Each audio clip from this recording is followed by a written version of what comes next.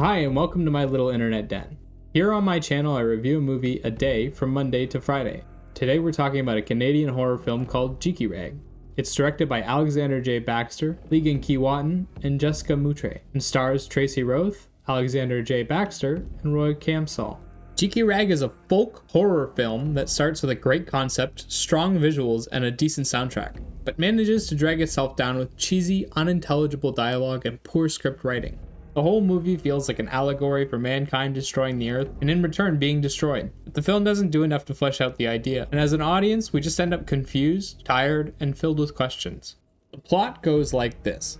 A group of villagers in 1263 take refuge in a magical forest. The forest grants them shelter and provides for them so long as they don't get greedy. As with all things, time passes and the people of the village forget their oath. They take too much and so the forest starts to take back. We begin with Ewan and Shap out looking for Shap's son, Barrick, in the forest late at night.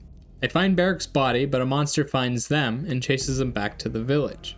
Shap is left nearly dead, and Ewan is severely injured. The next day, the village elder sees a shaman outside of her village. She follows him and begs to know what is coming. He tells her that she has broken her oath and that they are going to pay for it. The idea of a forest spirit killing them off for their greed is really cool and could tap into some really weird mythology. But alas, the story doesn't make much sense. The problem is that they never really flesh out what is going on.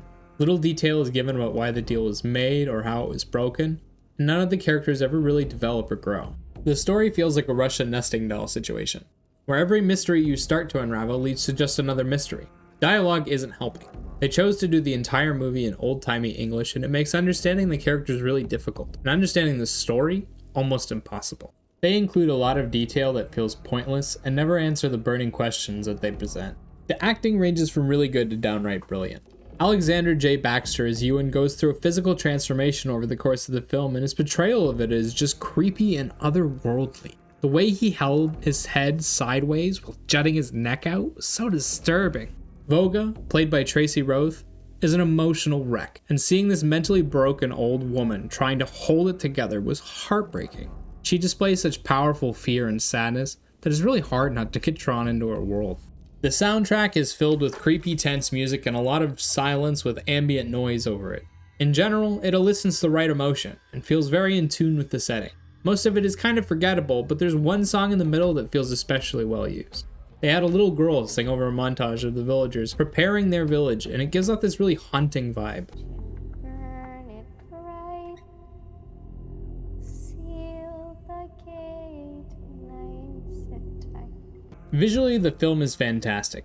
Every set, costume, and character perfectly fits into the setting, and there's a huge variety of different aesthetic choices to enjoy. The scenery is visually stunning and the camera manages to capture the majesty and mystery of the forest in a magical way.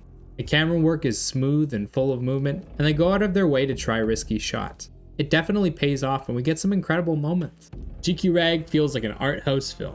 The story is convoluted and messy, it never ties up loose ends, and no part of it feels consistent enough to get a footing in understanding it. It has all the other parts of the film done up really nicely, and if I had enough time I'm sure I could pull some meaning from it, but I just don't want to. If you like folk horror, there are better films. This one is very long, and while you might enjoy the visuals, the soundtrack, and the acting, the story is completely forgettable. 6 out of 10.